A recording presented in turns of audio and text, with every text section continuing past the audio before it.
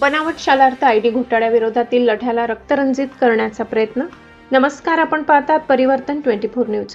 बनावट शालार्थ आयडी प्रकरणाने आता गंभीर वळण घेतले आहे. या घोटाळ्याविरोधात आवाज उठवणारे महत्त्वपूर्ण तक्रारदार महेंद्र देसले, राहणार माळीज, तालुका शिंदखेडा यांच्या घरावर बुधवारी सकाळी जमावाने हल्ला केल्याचा गंभीर आरोप करण्यात आलाय.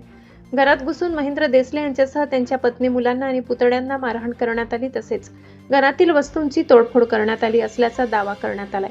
या घटनेनंतर परिसरात खळबळ उडाली असून बनावट शालार्थ आयडी प्रकरणातील तक्रारीचा पाठपुरावा थांबवण्यासाठी हा हल्ला करण्यात आला का, असा गंभीर सवाल उपस्थित झालाय. महेंद्र देसले यांनी या हल्ल्यामागे लोटम देविदास देसले अर्थात LD देसले यांचा हात असल्याचा आरोप केलाय. ते भाजपाशी संबंधित कार्यकर्ते असल्याचे महेंद्र देसले यांचे म्हणणे आहे. मात्र या आरोपाची स्वतंत्र आणि निष्पक्ष चौकशी होणे आवश्यक आहे. महेंद्र देसले यांनी यापूर्वी बनावट शालार्थ आयडी तसेच कथित बोगस मान्यता बाबत विविध स्तरावर तक्रारी केल्या आहेत. त्यामुळे या तक्रारीचा राग धरून हल्ला करण्यात आला का, तक्रारदाराला दहशतीखाली आणण्याचा प्रयत्न झाला का, याचा तपास आता पोलिसांसमोर महत्त्वाचा ठरणार आहे.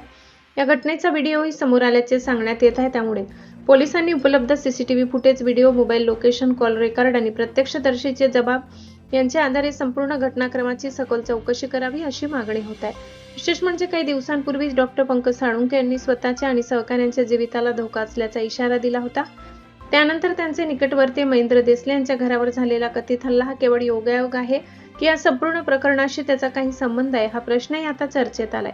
एकीकडे बनावट शालार्थ आयडी घोटाळ्याविरोधात चौकशी आणि कारवाईची मागणी, तर दुसरीकडे तक्रारदाराच्या घरावर हल्ल्याचा आरोप. म्हणून आता पोलिसांसमोर केवळ हल्लेखोरांना शोधण्याचे नव्हे, तर या हल्ल्यामागे नेमका हेतू काय होता आणि पडद्यामागे कोणी सूत्रधार आहे का, हे शोधण्याचे मोठे आव्हान आहे. महेंद्र देसले यांचा स्पष्ट इशारा.